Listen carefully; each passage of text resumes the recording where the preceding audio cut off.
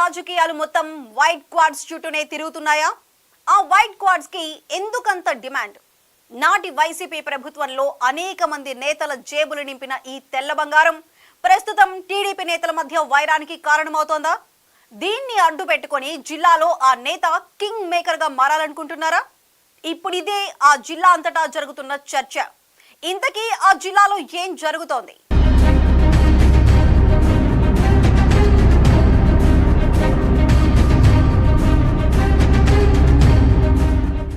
White quads ఈ మాట ఇప్పుడు నెల్లూరు జిల్లాలో అందరి నోట నానుతోంది. అంతేకాదు, ఒక్క మాటలో చెప్పాలంటే జిల్లా రాజకీయాలను శాసిస్తోంది. నెల్లూరు జిల్లాలోని సైదాపురం, రాపూరు, గూడూరు ప్రాంతాల్లో ఎక్కువగా ఈ వైట్ క్వాడ్స్ గన్లున్నాయి. తెల్ల బంగారం అని చెప్పుకుంటున్న ఈ క్వాడ్స్ కి చైనాలో విపరీతమైన డిమాండ్ ఉంది. ఎలక్ట్రానిక్ పరికరాల్లో, గ్లాసు పరిశ్రమల్లో ఎక్కువగా దీన్ని ఉపయోగిస్తారు. ఒక టన్ను ధర 60,000 నుంచి ₹1,00,000 దాకా పలుకుతోంది. దీంతో గత వైసీపీ ప్రభుత్వంలో అనేక మంది నేతలు ఈ వైట్ క్వాడ్స్ ను యథేచ్ఛగా తరలించి భారీగా సొమ్ము చేసుకున్నారు. అప్పట్లో రాష్ట్ర మంత్రుల కనుసన్నల్లో జరిగిన ఈ అక్రమ మైనింగ్ మీద టీడీపీ నాయకులు గట్టి పోరాటమే చేశారు. మాజీ మంత్రి సోమిరెడ్డి చంద్రమోహన్ రెడ్డి అయితే ఏకంగా సత్యాగ్రహ దీక్ష పేరుతో 3 రోజుల పాటు నిరసన చేపట్టారు.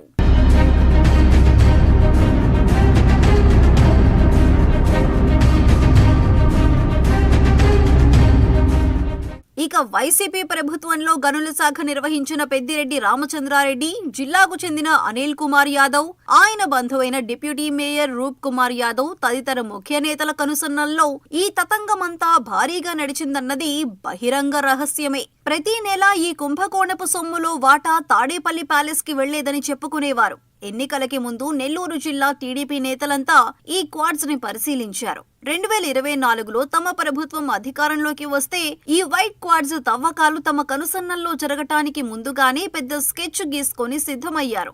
ఆశించినట్టే టీడీపీ అధికారంలోకి వచ్చినా ఊహించినట్టు గనుల మీద ఆధిపత్యానికి మాత్రం అడ్డుకట్టబడింది. డామిట్, కథ అడ్డం తిరిగిందంటూ గనులు ఆశించిన టీడీపీ నాయకులు కంగు తిన్నారు.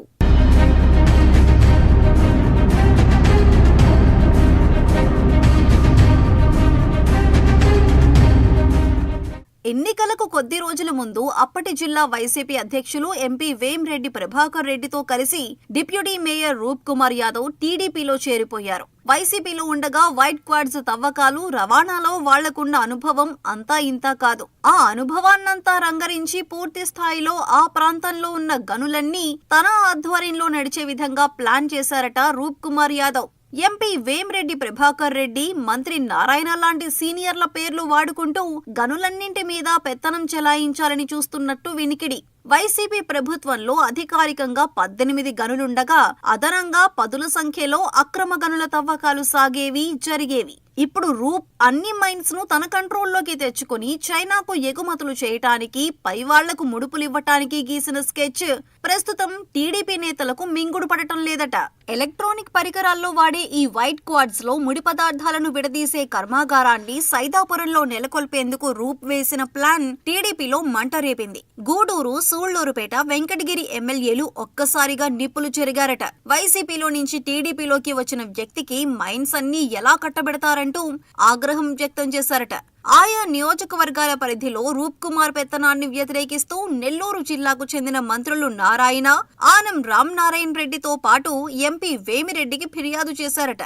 ఈ విషయాన్ని ముఖ్యమంత్రి చంద్రబాబు నాయుడు దృష్టికి కూడా తీసుకువెళ్లినట్టు సమాచారం. అసలు ఈ వైట్ క్వాడ్స్ కి ఇంత డిమాండ్ ఉందా? చైనాలో ఎంతవరకు ఇది ఉపయోగపడుతుంది అనే విషయాల మీద ఆరా తీయటానికి ఎంపీ వేమిరెడ్డి ప్రభాకర్ రెడ్డి తన అనుచరులను చైనాకి పంపించారనే పుకార్లు కూడా జిల్లాలో షికార్లు చేస్తున్నాయి. రూప్ కుమార్ పెత్తనాన్ని ఒక దశలో వ్యతిరేకించిన వేమిరెడ్డి దీని పూర్వాపరాల మీద దృష్టి సారించారట.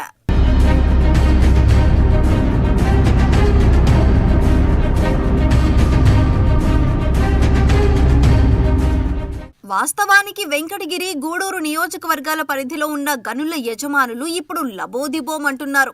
10 సంవత్సరాల క్రితం మైన్స్ కొనుక్కొని ఎప్పటికైనా ఈ ఖనిజానికి రేటు వస్తుందన్న ఆశతో ఉన్న గనుల యజమానులకు నేతలు పెద్ద షాకే ఇచ్చారు. వైసీపీ ప్రభుత్వంలో ఆ యజమానులను పక్కన పెట్టి తవ్వకాలు చేపట్టి టన్నుకు 2,000 నుంచి 5,000 రూపాయల వరకు యజమానులకు చెల్లించి 60,000కు పైగా టన్ను వైట్ క్వార్ట్జ్ ని వైసీపీ నేతలు అమ్ముకున్నారని తెలుస్తోంది. దీని మీద ఏసీబీ కూడా మైన్స్ కార్యాలయం మీద దాడులు చేయడంతో కొద్ది నెలలుగా త్రవ్వకాలు ఆపేశారు. దీనివల్ల వందల మంది కార్మికులు రోడ్డున పడుతున్నారని వెంటనే మైన్స్ తెరిపించాలంటూ యజమానులు ఈ మధ్యనే జిల్లా గనుల శాఖ కార్యాలయానికి వచ్చి తమ బాధను వెళ్లగక్కారు. మరోవైపు తిరుపతి జిల్లా పరిధిలోకి వచ్చే గూడూరు, సూళ్లూరుపేట, వెంకటగిరి నియోజకవర్గాల ఎమ్మెల్యేలు మాత్రం ఎట్టి పరిస్థితుల్లోనూ రూప్ కుమార్ పెత్తనాన్ని ఒప్పుకోబోమని బల్లగుద్ది చెబుతున్నారు.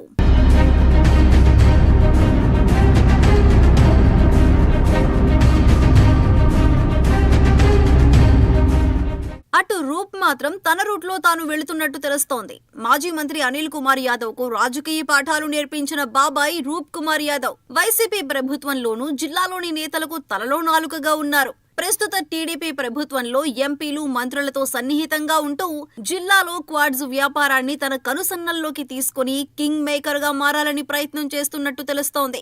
ఉమ్మడి జిల్లాలోని 10 నియోజకవర్గాల ఎమ్మెల్యేలు, మంత్రులు, ఎంపీలకు క్వార్ట్జ్ ద్వారా వచ్చే డబ్బును ప్రతి నెల ముడుపుల రూపంలో ఇస్తూ జిల్లా రాజకీయాల్లో కీలకంగా మారాలని రూప్ ప్రయత్నిస్తున్నట్టు చెప్పుకుంటున్నారు. 2024 ఎన్నికల్లోనే ఎంపీ వేమిరెడ్డి ప్రభాకర్ రెడ్డి ద్వారా బీసీ సామాజిక వర్గం కింద నెల్లూరు సిటీ, కందుకూరు నియోజకవర్గాల ఎమ్మెల్యే టికెట్ ఆశించి భంగపడ్డ రూప్ కుమార్ యాదవ్ ప్రస్తుత రాజకీయాల్లో కింగ్ మేకర్ గా మారి వచ్చే సార్వత్రిక ఎన్నికల్లో ఏదో ఒక నియోజకవర్గం నుంచి పోటీ చేయాలనే ఆలోచనలో ఉన్నారట.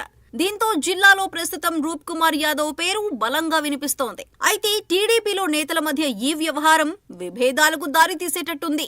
ఏదేమైనా వైట్ క్వార్ట్జ్ చుట్టూ తిరుగుతున్న సింహపురి రాజకీయాలు ఎలా ముందుకెళ్తాయో, ఈ తెల్ల బంగారం ఎవరి జేబులు నింపుతుందో, వైసీపీ హయాంలో జరిగిన దోపిడీని టీడీపీ కొనసాగిస్తుందా? ఏమో, ఏవైనా జరగవచ్చంటున్నారు రాజకీయ పండితులు.